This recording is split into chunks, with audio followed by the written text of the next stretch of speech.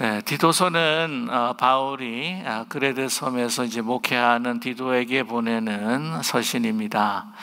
그래서 이제 목회를 하면서 교회를 어떻게 이끌어가야 할 것인가 하는 것을 말씀해 주시는데, 기억하시겠지만은 이제 지도자를 잘 세워야 된다라고 이렇게 말씀을 하시고요. 또한 교회 안에서 또 남녀노소 할 것 없이 정말 그리스도의 사랑으로 정말 섬기며 살아가야 한다. 그래서 이 그 나이든 성도들에게, 또 나이든 그 특별히 남자들, 또 여성들, 그리고 젊은 여성들과 남성들에게 주시는 말씀이 있으셨습니다. 그리고 또 종들은 또 상전에서 어떻게 대할 것인가라고 하는 것을 말해주시고 계셨는데, 오늘 3장은 이제 마지막 장인데, 거기 보게 되면은 이 소위 authority, 그러니까 이 그 그레데 섬을 다스리고 있는 그러한 정부에 대해서 우리가 어떻게 할 것인가, 시민에 대해서 어떤 그 삶의 모습을 가지고 살아가야 할 것인가, 그리고 이웃들과는 어떤 관계, 어떤 행동을 취하면서 그리스도인들이 살아야 하는가라고 하는 실제적인 이야기들을 우리에게 주고 계십니다. 그리고 이제 끝에 문안하기 전에 늘 이제 걱정되고 또한 늘 염려가 되었던 거짓 교사들, 거짓 선생들, 이단들을 어떻게 우리가 대처해야 할 것인가라고 하는 것을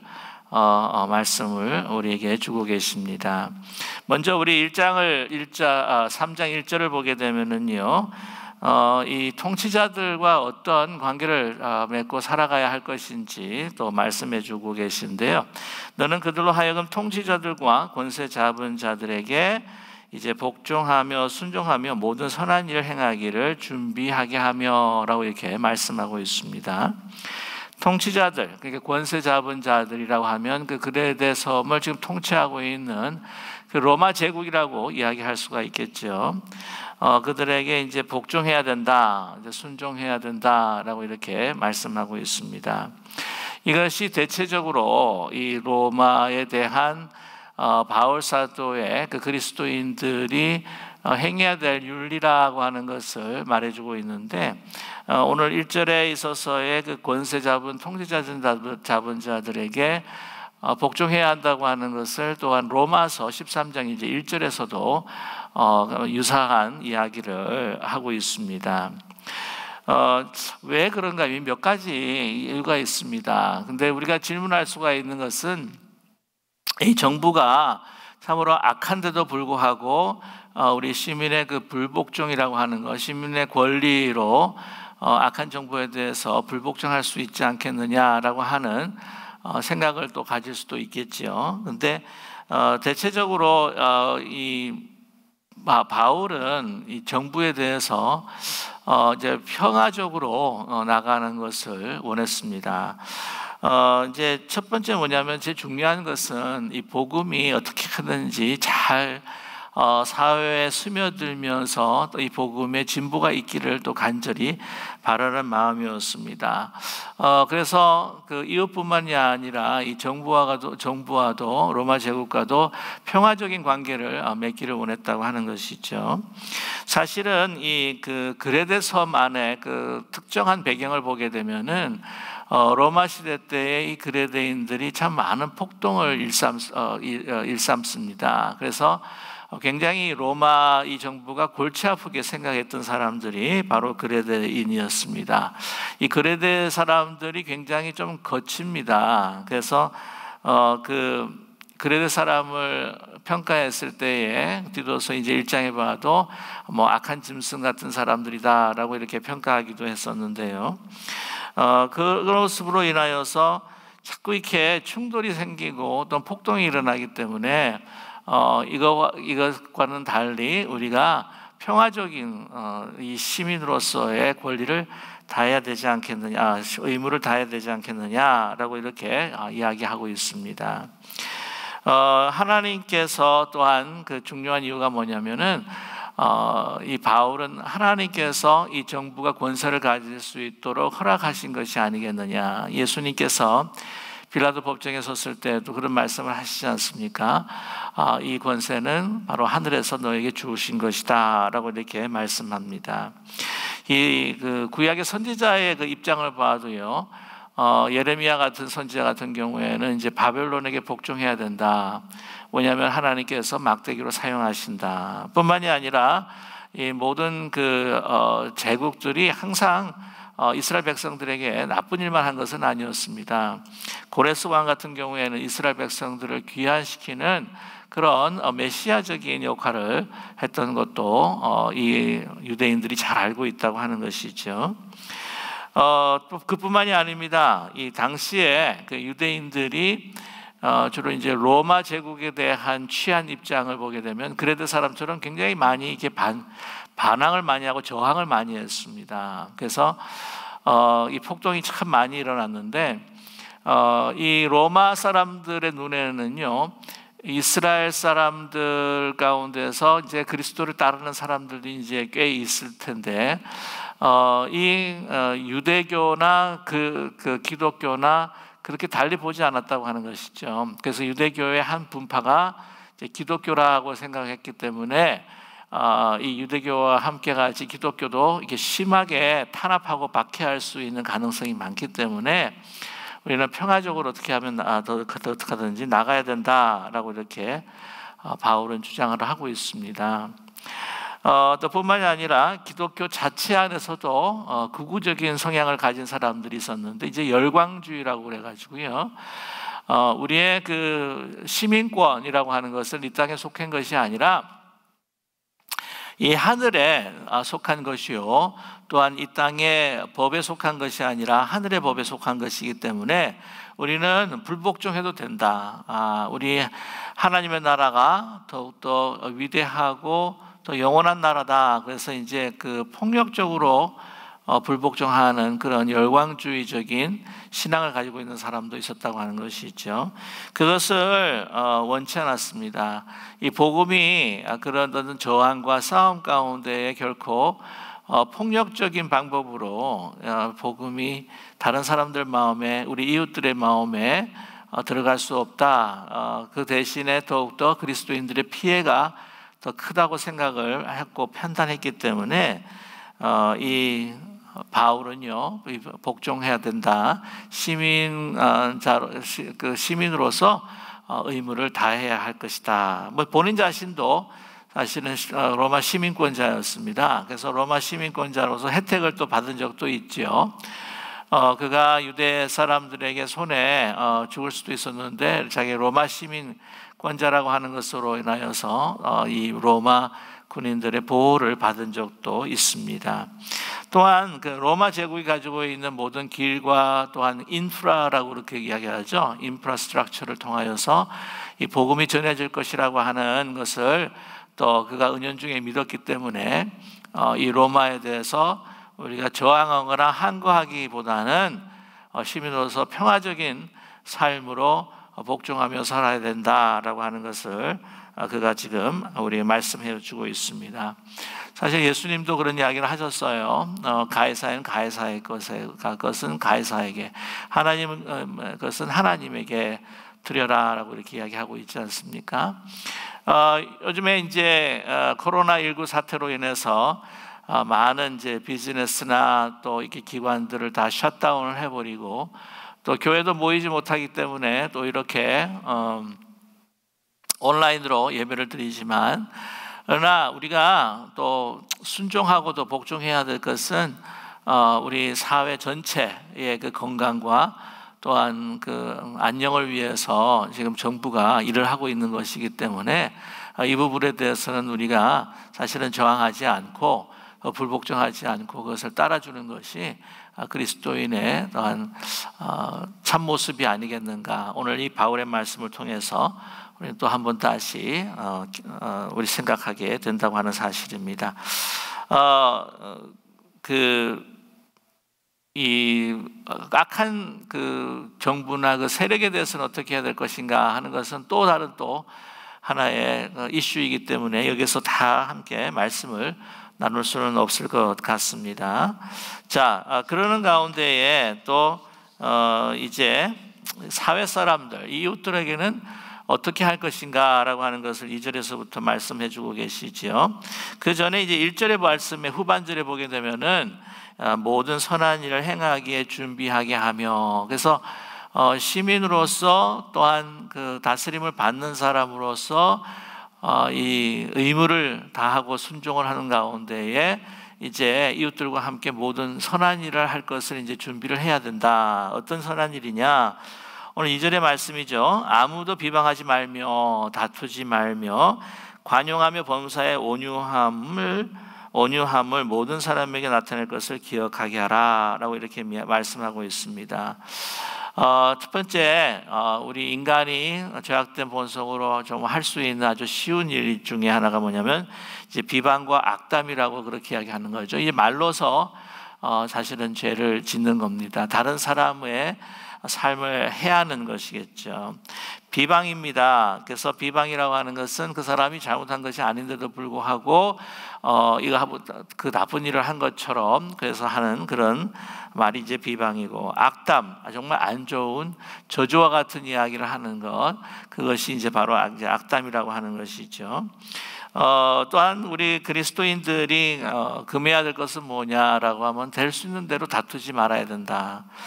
다툼은 우리 그리스도인에게 속하 있는 그러한 속성이 아니라고 우리에게 말씀을 하면서요, 그 관용하라라고 하는 말씀이 있습니다. 이 관용이라고 하는 말은 그 젠틀이라고 하는 영어 표현으로 해석을 하고 있는데, 개인의 이익과 어떤 권리가 있지 않습니까? 근데 그것을 이제 강하게 이제 주장하면서 자기 것을 어떻게 하든지 취하기 위해서 하는 그런 자세가 아니라, 다른 사람들에게 부드럽게 다른 사람들에게 다른 사람들을 품는 자세로 타인의 어려움을 이제 돕는 자세로, 자기 것을 조금 손해보고 내려놓다고 할지라도 다른 사람들을 돕는 것이 바로 이제 관용이다라고 이렇게 이야기할 수가 있습니다.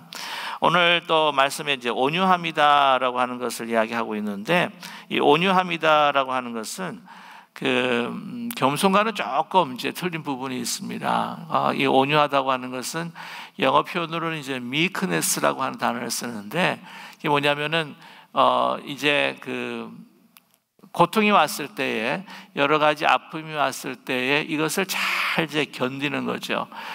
이제 견딘다고 할 때에 이것은 이 고통에 대해서, 고통을 준 사람에게 대해서 또한 인내를 가지고 잘 이제 반응을 하는 겁니다. 그래서 오늘 이제 관용과 말씀 가운데서 이제 온유라고 하는 것이 상대방의 그 거친 어떤 반응, 나를 공격하고자 하는 그 반응에 대해서 잘 견디면서 좋게 부드럽게 반응을 하고, 또한 그 사람과의 그 취하는 그 입장과 반대로 그들에게 또 선을 베푸는 것이 바로 이 온유함이다라고 말씀하고 있습니다. 자, 왜 이렇게 또 이렇게 말씀을 하냐면은 이게 예수 그리스도의 그 마음과 자세이기 때문이죠. 그런데 기억하시는지 모르겠지만은 이제 그레데 사람들의 그 특성을 디도서 1장에서 바울이 말씀을 하시면서 그들이 어떤 방안이 있느냐라고 이야기했을 때, 그들은 정말 거짓말쟁이다. 거짓말쟁이뿐만이 아니라 악한 짐승이다. 그리고 자기 배만을 그냥 부르게 하는 그냥 게으름뱅이들이다. 자기 자신만 알고 모든 것에서 그냥 막 짐승처럼 물고 뜯고 그냥 자기 배만을 채우는 것만 관심이 있는 그런 거친 사람이라고 하는 평가가 있었지 않았습니까? 그런 사람들한테 어떻게 대해야 될 것이냐, 똑같이 대하면은 이게 그리스도인의 구별된 삶이 결코 아니라고 하는 것이죠. 그리스도인들은 달라야 된다. 좀 다른 사람들과 저는 구별된 삶을 살아가야 한다. 행동을 우리가 하고 그런 자세를 취하고 살아가야 된다라고 하는 것을 말씀해 주고 있습니다. 그래서 거기에 진정한 또한 감동이 있고, 또한 그들로 하여금 주님 앞에 돌아올 수 있는 주님의 그 선하심과 인자하심, 그들이 경험해 보지 못한 그 은혜, 관용, 이런 것들을 그들에게 빛으로 비출 수 있는 그런 기회가 될 수 있다고 하는 것이죠. 그래서 그런 자세를 가지고 살아가야 한다고 하는 것을 우리에게 말씀해 주고 있습니다. 자, 그런데 그 이유가 뭐냐라고 하는 것을 말씀해 주고 있습니다. 너희들도 그랬다는 거죠. 너희들도 오늘 말씀 가운데에 사람들을 비방하고 악담하기도 하고, 또한 다투기도 하고, 온유하지 못해서 막 싸우고, 또한 뭐 똑같이 그들이 취하는 행동과 또한 반응을 그대로 이렇게 그대로 돌려주는 그런 삶을 너희들이 살았지 않았느냐. 그런데 어떻게 해요? 오늘 그 3절의 말씀이죠. 오늘 우리도 전에는 어리석은 자요, 순종하지 아니하는 자요, 속은 자요, 여러 가지 정욕과 행락의 종노릇한 자요, 악독과 투기를 일삼은 자요, 가증스러운 자요, 피차 미워한 자였다. 이게 우리 옛날의 모습이었다는 것입니다. 이 진노의 자녀, 정말 불순종의 아들들, 그 예배소의 그 말씀에 보게 되면 그런 표현을 하고 있지 않습니까? 근데 이런 삶을 옛날에 우리가 살았다는 거죠. 그레데 사람들과 별반 다르지 않았다라고 하는 것을 말씀해 주고 있습니다. 자, 보시게 되면 먼저 어리석은 자라고 하는 것은 뭐냐면 지각이 없는 사람입니다. 하나님에 대한 지각이 없는 거예요. 하나님께서 우리 이 세상을 통치하시고 우리 가운데 계신다라고 하는 그 영적인 그 지각이 없는 겁니다. 그래서 하나님 앞에 불순종하고 하나님 없는 사람들처럼 살아가는 것이 바로 이 어리석은 자라고 하는 것이죠. 이 속은 자가 뭐냐? 이게 직접적으로 이야기한다면 거짓 교사들이나 또한 그 거짓 선지자들의 그 유혹에 빠져들어서 그냥 아무렇게나 정말 그들의 그 가르침에 따라서 미혹돼서 살아가는 그런 삶을 이제 속은 자의 삶이다라고 말씀드릴 수 있는데요.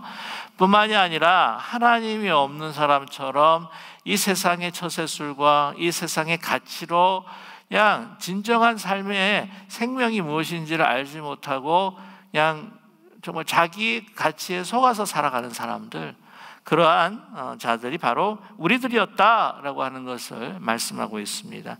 뿐만이 아닙니다. 정욕과 행락의 종로를 했다. 완전히 우리의 인간의 그 욕정에 사로잡혀서 또한 그 사람들이, 이 세상 사람들이 추구하는 권력과 또한 명예와 또한 그 부요함과 이런 것들을 계속해서 추구하면서 자기 배를 채우고 정말 짐승처럼 이 물질적인 보이는 것을 바라보면서 취하면서 살아가는 그러한 모습, 그 종로를 타는 것이 바로 너희였지 않았느냐. 오늘 악독과 투기라고 이야기를 하죠. 정말 악을 행하고 다른 사람들을 시기 질투해서 그것을 막 빼앗고자 하고 그 사람들을 비방하기를 원하고, 뿐만이 아니라 가증스러운 자, 피차 미워한 자죠. 그래서 보면 막 이 죄의 모습이, 그 죄 짓는 그 모습이 얼마나 가증한가. 하나님 보시기에는 정말 눈뜨고 볼 수 없는 그런 가증한 행위들을 할 뿐만 아니라 또한 그 자기 악한 짐승처럼 자기 배를 막 채우고 자기가 욕구하고 자기가 추구하는 것들을 막 하다 보니까 남의 것을 뺏고 그런 일을 하다 보니까 서로 미워할 수밖에 없어서 다투는 이런 정말 추악고 더러운 혐오스러운 일들을 서로가 서로에게 인하는 그런 행위들이, 그런 삶을 살아갔던 사람들이 바로 너희였지 않았느냐라고 하는 것을 우리에게 말씀해 주고 있습니다. 그러니까 하나님을 알지 못하는 그냥 이방인처럼 살아가는 모습이라고 하는 것이죠. 이렇게 이야기할 때에 우리 참 뭐라 그럴까요? 나는 그렇게 살지 않았던 것 같은데 라고 이야기할 수 있는 분들이 이제 주로 이제 모태신앙, 어릴 때부터 교회 생활을 하면서 또 이렇게 자라나면서 성경을 가까이 두고 열 예배를 두고 하는 이제 모태신앙으로부터 이제 이렇게 믿는 분들은 이런 부분에 대해서 혹시 동의하실 수 없는 분들이 혹시 있지 않을까 하는 생각을 갖게 됩니다. 이게 이제 모태신앙의 약점이라고 하는 거죠. 하나님과의 그 단절된 그 모습, 내 마음 가운데에서 이런 모든 마음들이 막 일어남에도 불구하고 내가 겉으로 행하지 않는다고 해가지고는 내가 이런 정죄를 받지 않는 그런 거룩한 삶을 살았다고 절대 볼 수 없다고 하는 것이죠. 저도 모태신앙이었습니다. 그러나 제 생각 가운데, 제 마음 가운데 그 어두움과 또 아니면 죄악들이 그냥 움틀거리면서 살아 있었다고 하는 것을 저는 예수 그리스도를 정말 구주로 제가 만나면서부터 얼마나 그걸 깨달았는지 몰라요. 그래서 얼마나 통해 자복하고 하나님 앞에 죄를 용서받기 위해서 울고 불고 했는지 모릅니다. 우리 이 죄악된 그 본성, 꼭 행하지 않는다고 해가지고는요, 이 죄를 짓지 않는 게 아닙니다. 우리 마음 가운데 다 지금 내포가 되어가지고는 이게 오늘날에도 막 이게 막 불쑥불쑥 일어나는 것이 이런 죄된 본성들이 있다고 하는 것이죠. 자, 아무튼 그래서 이러한 것들을 가졌었던, 그리고 또 행했었던 우리 옛날의 모습이 바로 우리 모두의 그러한 옛적의 모습이 아니었느냐라고 하는 것입니다. 자, 그랬을 때에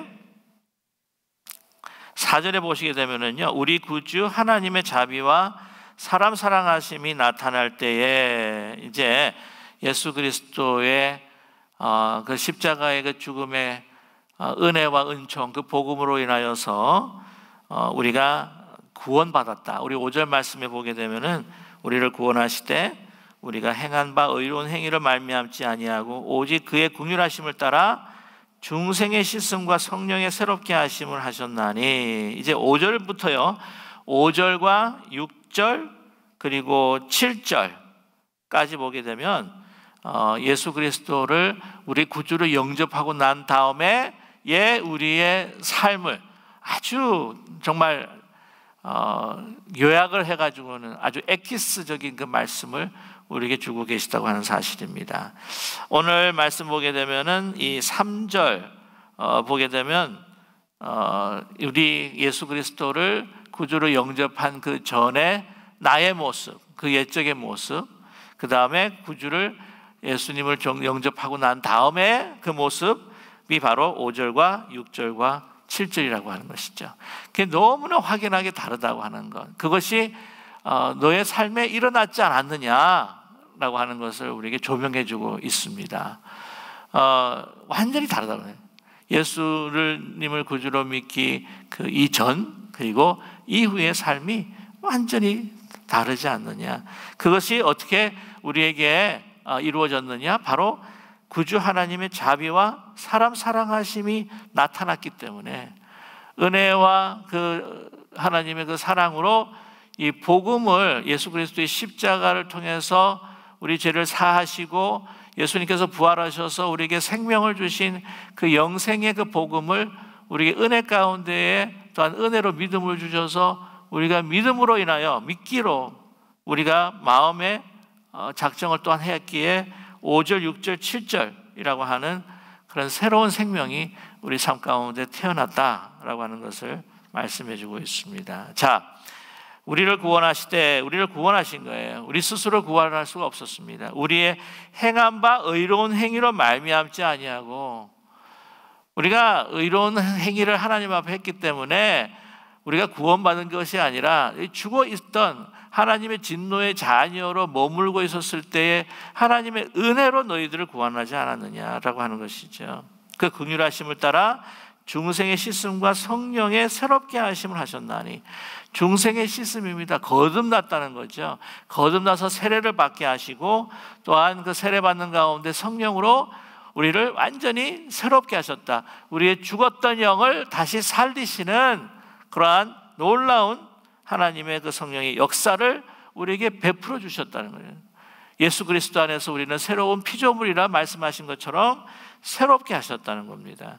그래서 6절에 보게 되면 우리 구주 예수 그리스도로 말미암아 우리에게 성령을 풍성히 부어주셔서 이제는 그것으로 우리가 성령의 열매를 맺게 되는데, 특별히 7절 말씀 보면요, 우리로 그의 은혜를 힘입어 의롭다 하심을 얻어 영생의 소망을 따라 상속자가 되게 하려 하심이라.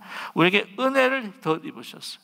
덧입게 하셨어요. 그리고 우리로 하여금 의롭다 한, 우리가 결코 우리 행위로는 의롭다 할 수가 없는데 예수 그리스도의 영이 우리 가운데, 성령께서 우리에게 풍성히 임하여 주셔서 우리가 완전히 새롭게 되고, 우리가 완전히 새롭게 된 우리의 영혼이 무엇을 바라본다고요? 영생의 소망을 따라 상속자가 되게 하셨다. 하나님의 자녀가 되게 하셨다는 거죠.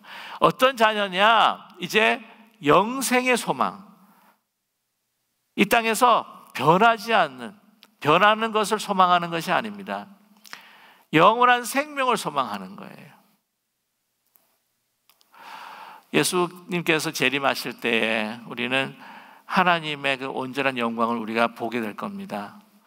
그런데 그 전에 우리가 이 영생의 소망을 가지고 하나님의 자녀로 우리가 살아갈 때에 우리가 우리 가치가 달라지는 거예요.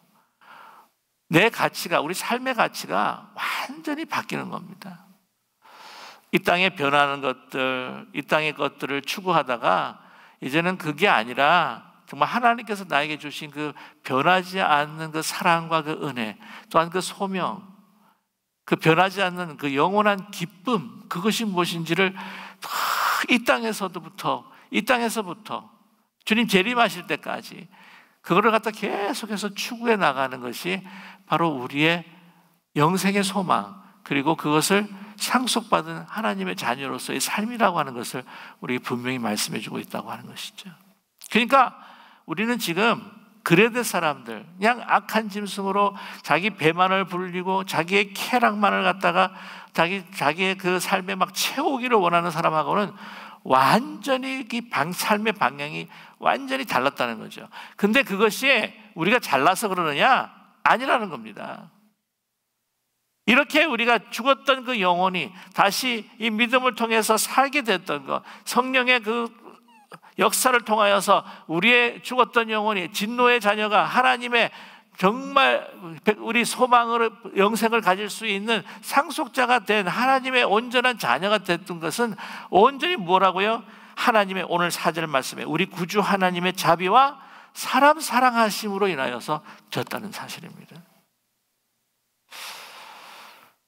자, 그래서 보세요. 8절입니다. 이 말이 미쁘도다. 원하건대 너는 이 여러 것에 대하여 굳세게 말하라. 이는 하나님을 믿는 자들로 하여금 조심하여 선한 일을 힘쓰게 하려 함이라. 이것은 아름다우며 사람들에게 유익하니라. 자, 이런 하나님의 은혜, 또한 우리로 하여금 하나님의 그 영생의 소망의 상속자가 되게 하셨다고 하는 것을 아주 그냥 굳건하게 이야기를 하면서 부끄러워하지 아니하고, 이 복음을 내가 이렇게 변했다고 하는 것을 부끄러워하지 아니하고 그것을 굳건하게 이야기하는 뿐만 아니라 하나님을 믿는 자여 하여금 어떻게 합니까? 이제는 행동으로 나타나야 한다는 거예요.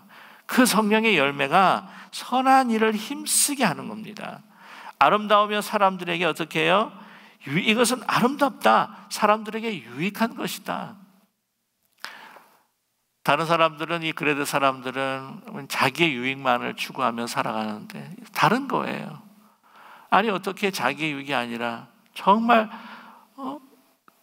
다른 사람들은 그렇게 안 살아가는데 나에게 자비를 베풀고 나에게 친절을 베풀고 내가 기대하지 못했던 어떤 사랑을 함께 체험하게 할 수 있는 거, 그게 너무 아름다운 거예요. 좋아요, 여러분.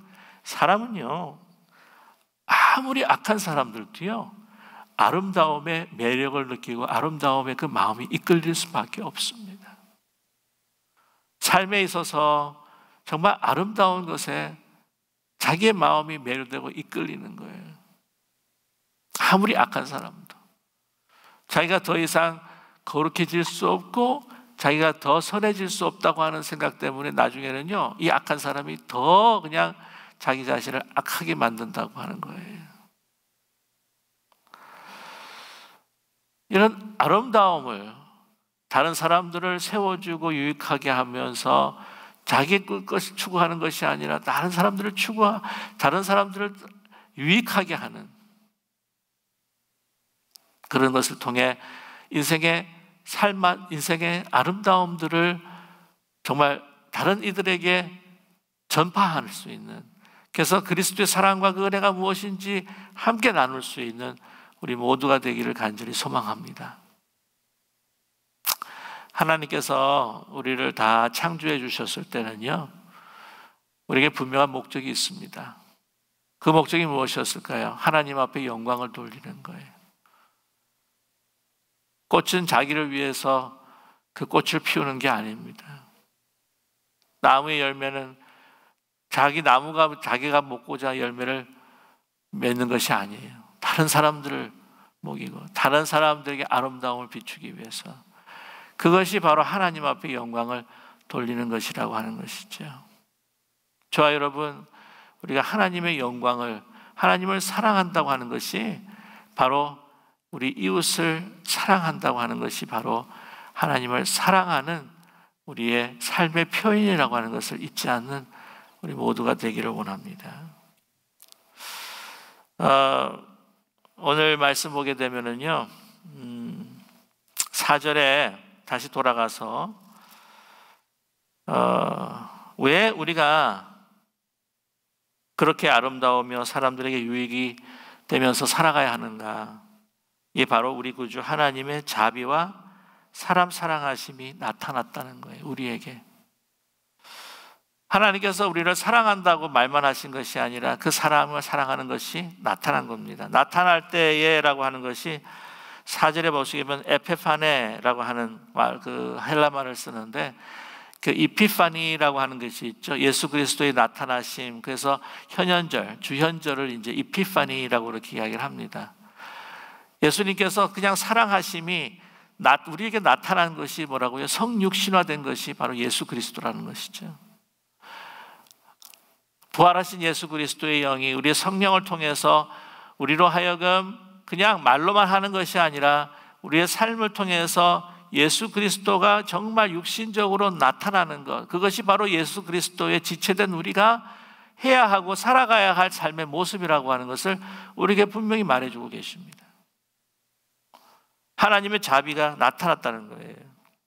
여기서 자비라고 이야기할 때 크리스테토스라고 하는 헬라 말을 씁니다. 여러분, 크리스테토스가 그 자비라고 하는 말도 있고요, 친절이라고 하는 말도 있습니다. 그런데 크리스토테스랑 비슷한 말이 뭐냐면 크리스토스라고 하는 말이 있어요. 크리스토스는 뭐냐? 바로 그리스도라고 하는 말입니다.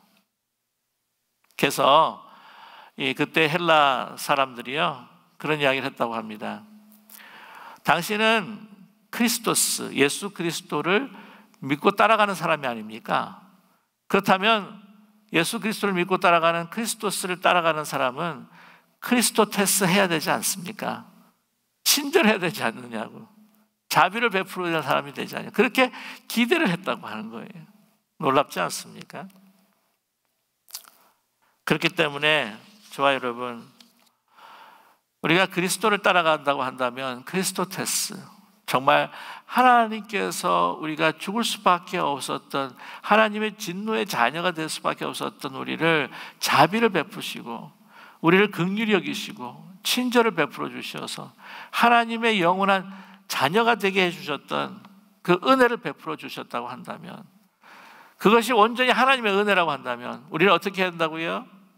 그 은혜를 감사하면서 정말 우리 가운데 살아계신 예수 그리스도, 그 자비와 또한 그 은혜의 예수 그리스도를 우리의 크리스토테스, 우리의 자비와 아주 큰 친절이 아니라 할지라도 작은 친절, 여러의 친절을 통해서 이 세상에 아름다움을 나타내며 또한 많은 사람들에게 유익을 줄 때에 그 사람들이 진정한 예수 그리스도의 사랑과 그 복음을 만나게 될 줄로 분명히 믿습니다.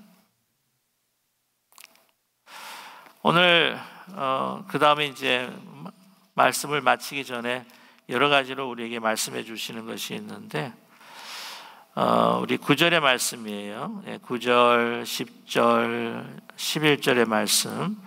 그 말씀은 이단들과 유대주의자들입니다. 유대주의자들과 이단들. 그러니까 유대주의자들은 어떤 사람들이냐면은 유대 절기를 지켜야 되지 않느냐, 할례를 받아야 되지 않느냐, 뭐 이래야 예수 우리의 구원이 확실해지는 거다라고 이렇게 이야기하는 사람들이 있어요. 자, 9절의 말씀은 어리석은 변론입니다. 어리석은 변론. 족보 이야기와 분쟁과 율법에 대한 다툼은 피하라. 이 족보 이야기. 유대 사람들, 자기는 뭐라고요? 자기는 유대인이라는 거죠. 예수님도 유대인이고 나도 유대인이고, 그러니까 유대인처럼 해야지 너희 구원이 더 확실해지니까 할례도 받아야 되고, 예수님도 절기를 지켰으니까 너희도 절기를 지키고. 이게 너무 우스운 이야기라는 거예요. 믿음의 조상이 우리의 아브라함이 우리 믿음의 조상이 되는 것은 혈육이 아니라는 거죠. 믿음입니다. 예수 그리스도는 이미 부활하시고 승천하셨기 때문에 이 민족과 혈통을 뛰어넘으신 분입니다. 이 헛된 이야기라는 거예요. 여러분, 우리 교회 안에서도 뭐 어떤 이야기를, 지금은 뭐 덜합니다만은 뭐 요즘 양반 쌍놈이 어디 있어요. 근데 막 그냥 교회에서도 뭐 양반이다, 뭐 상놈이다, 뭐 이런 막 계급을 이야기하고 뭐 혈통을 이야기하고 뭐 모르겠습니다. 아직도 이렇게 족보를 가지고 계시는 분이 있는지 모르겠지만 족보를 갖다가 이렇게 가지고 있으시면서 나는 누구의 몇 대선이다, 하여튼 이 뼈대에 있는 집안이다. 이거 다 소용이 없다는 거예요. 이게 다 어떻게 해요? 어리석은 변론이에요. 이것을 분쟁한다고 너무 어리석은 시간 낭비라는 겁니다. 율법에 대해서 다투는 거, 예수 그리스도께서는 이미 다 율법을 완성하신 분이고 율법을 넘으신 분인데요, 율법을 논쟁할 필요가 없다는 거죠. 유대주의자들과의 논쟁을 피하라고 하는 이야기입니다. 무익한 거다. 오늘 말씀 보게 되면 이단에 속한 사람이 있으면 한두 번 훈계하라는 거예요. 그렇게 믿지 말아라. 안 되면 어떻게 해요? 멀리 해버리라. 만나지를 말아야 돼. 이런 걸 자꾸 토론하다가 헛된 이야기 하다 보면 자기도 영향을 받는 거예요. 특별히 이단들은 다 교회에서 쫓아내버리고 말았습니다. 너무한 거 아니냐? 아니란 말이에요. 분명한 이 진리에 있어서는 양보할 수 없는 그런 분명한 선이 있는 것을 우리에게 보여주고 계십니다. 이런 사람은 내가 아는 바와 같이 부패하여 스스로 정죄한 자로 그냥 죄를 짓느니라. 자기가 이미 죄를 정죄하고 자기를 정죄하고만 사람이라고 하는 거예요. 멀리 해버려라. 안 된다는 거예요. 교회 자체에도 문제가 생기는 겁니다. 자, 우리 12절과 13 그리고 우리 14, 15절은 이제 마지막 안부 인사이고, 또한 함께 동역하는 사람들에 대한 거처를 이야기하고 있습니다. 아데마나 두기고를 너에게 보내겠다. 이 디도에게 보냅니다. 혼자 목회하기 힘들지. 여러분, 이게 혼자 목회한다고 하는 것이 쉽지가 않아요. 특별히 이 성숙한 지도자들이 많이 필요한 때에는 이런 동역자들이 많이 필요합니다. 그래서 그 아데미도루스라고 하는데 나중에 보면 루스드라의 감독이 됩니다. 그리고 두기고, 바울과 함께 여러 번 전도 여행을 다녔던 분이 아닙니까? 그래서 이제 디모데를 이제 불러오기 위해서 나중에 이 에베소로 이 두기고를 보내게 됩니다. 그렇기 때문에 결국에 이제 그레데 섬에 오래 머물렀던 사람은 아데마라고 우리가 추정을 할 수가 있어요. 뿐만이 아니라 또 율법 교사 세나와 및 아볼로를 급히 먼저 보내겠다라고 이렇게 이야기합니다. 이 세나, 이 율법 교사, 그래서 이제 율법 교사라고 하는 것은 이제 그 율법에 대해서 능통한 사람이지만 이 율법을 가지고 이 아주 복음을 이제 설명을 잘 해줄 수 있는, 그렇기 때문에 유대 그리스도인들이 정말 예수 그리스도께서 이 히브리서에서 이야기하는 것처럼 정말 예수 그리스도가 모든 율법이나 제사나 또한 이 모든 것에서보다 탁월하신 분이다라고 하는 것을 설명해 줄 수 있는 사람이 바로 이 세나라고 하는 사람이죠. 아볼로, 이 성경에 굉장히 능한 자도 바로 아볼로입니다. 그들을 보내서 너희 그들로 부족함이 없게 하겠다라고 이렇게 이야기합니다. 너희 혼자 그렇게 고군분투하지 않도록 우리 함께 동역하는 정말 소중한 사람들을 너에게 붙여줄 테니까 힘과 용기를 내달라라고 이야기하죠. 자, 보면 또 우리 사람들도 열매 없는 자가 되지 않게 하기 위하여 필요한 것을 준비하는 좋은 일에 힘쓰기를 배우게 하라. 오늘 이 말씀이 무슨 말씀이냐면은 이제 세나와 또 이렇게 아볼로가 이제 오게 됩니다. 이런 사람들이 이제 오게 됩니다. 그러면은 경제적인 그 지원에 있어서 디도 너 혼자 애쓰고 막 하지 말라. 이 성도들로 하여금 이렇게 와서 동역하고 사역하는 사람들에게 있어서 지원하고 그 사람들을 경제적으로 후원할 수 있도록 성도들을 교육하고 가르쳐야 될 필요가 있다라고 하는 것을 아주 실제적인 이야기를 여기서 하고 있어요. 자, 마지막으로 나와 함께 있는 자가 다 내게 문안하니 믿음 안에서 우리를 사랑하는 자들에게도 너도 문안하라. 은혜가 너희 무리에게 있을지어다 라고 이렇게 축복하며 이 말씀을 마치고 있습니다. 오늘 저와 여러분 이 디도서 어떻게 하면 건강한 교회를 세워나갈 것인가, 뿐만이 아니라 이 건강한 교회라고 하는 것은 무엇입니까? 정말 이 복음을 이 세상에서 전하면서 정말 자비와 하나님 사랑, 그 사람을 사랑하시는 하나님의 그 사랑이 예수 그리스도 통해서 우리에게 오셔서 정말 죽을 수밖에 없는 인생을 구원해 주셨다고 하는 그 복음을 우리의 말로만이 아니라 뭐예요? 우리의 행동, 우리의 삶으로 그것을 나타내는 것이, 예수 나타낸다고 하는 건 에피파니, 예수 그리스도의 그 현현하심을 우리의 삶 가운데 나타낸다고 하는 것을, 바로 이게 그리스도인의 삶이라고 하는 것을 잊지 않는 저와 여러분 되기를 간절히 소망합니다. 그리스도인이라고 하는 것, 크리스토스를 따라가는 사람들, 이 크리스토스의 그 자비와 그 긍휼하심, 말하면 크레스테스토스, 그것을 베푸는 사람이 바로 그리스도인들을 따라가는 사람이요, 정말 하늘의 시민권자로서 이 하늘의 아름다움을, 예수 그리스도의 그 사랑과 하나님의 은혜를 이 땅에 나타내는, 그래야 이 세상이 변할 수 있다고 하는 것, 그레네 사람들도 그 복음으로 인해서 변할 수 있다고 하는 것을 디도에게 우리에게 말씀해 주고 있습니다. 혼자 하지 말라는 거죠. 우리가 동역자가 필요하다. 우리가 함께 마음을 합하여 그 은혜 가운데 살아가는 우리 모두가 오늘 주신 말씀대로 살아갈 때에 저와 여러분, 우리가 건강한 기쁜 우리 교회가 될 줄로 저희들은 분명히 믿습니다.